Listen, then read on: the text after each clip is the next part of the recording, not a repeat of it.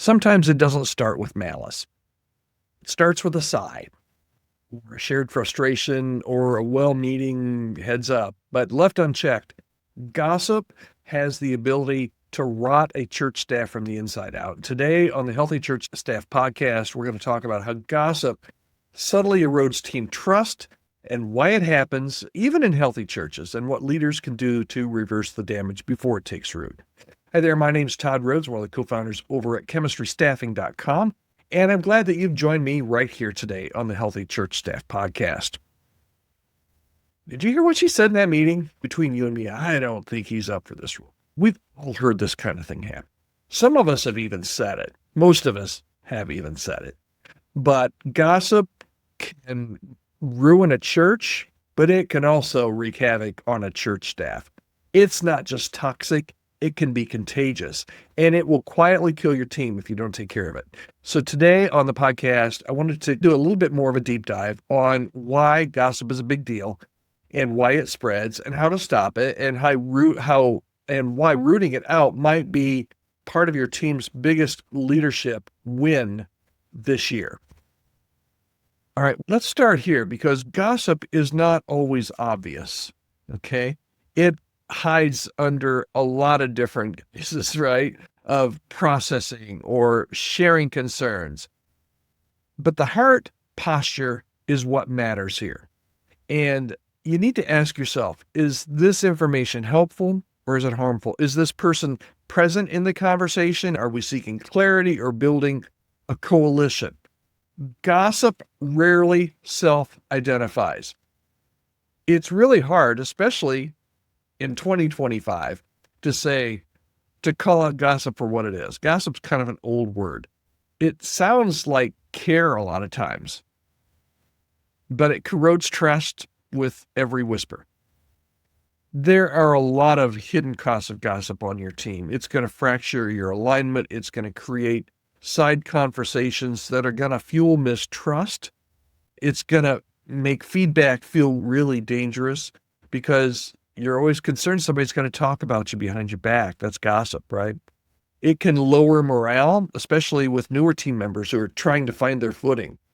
And staff eventually will spend more time navigating team dynamics than doing ministry because of gossip. And worse, the ones who you care most about often are the ones that get affected the most. So, Todd, how in the world do we build a gossip-resistant team culture in our churches? And this isn't rocket surgery here, I know that. But you do need to lead by example, right? It has to start with you. You can't vent down, sideways, or to uninvolved parties. You have to equip your team with phrases like, have you talked directly to them about that yet? Let's bring that up at our next check-in. Or it feels like a conversation better suited for them than it does for me. If you're a leader, if you're a pastor, you probably have people coming to you all the time with their gripes and complaints and moans and groans about somebody. And sometimes you just have to be careful that you're not entertaining gossip. And you just need to say, hey, that really seems like it's a better conversation. Have you gone to them yet? Also, it's good to create some intentional feedback loops. Build a culture on your team, on your staff, where you can have these intentional feedback loops, where you can build a culture of candor and kindness.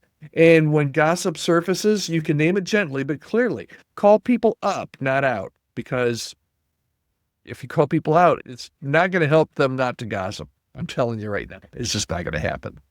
All right, here's the final thought. Here's the big idea for today. Gossip does not thrive where trust and courage live. Let me repeat that. Gossip does not thrive. It cannot thrive where trust and courage live. The more that you name the value of direct and grace-filled communication, the less room that gossip has to grow. I'd love to hear from you. What's one healthy phrase that you've used, maybe personally, but maybe with your family, with your kids, with your spouse, maybe with your church and your staff? What's one healthy phrase that you've used to gently redirect a gossip moment?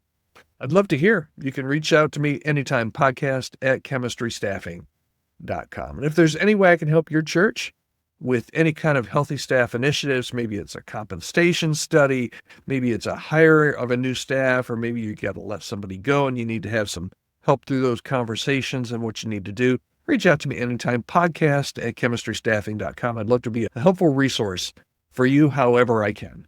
All right, that's it for today. I will be back here right tomorrow on the Healthy Church Staff Podcast. Hope you have a great day.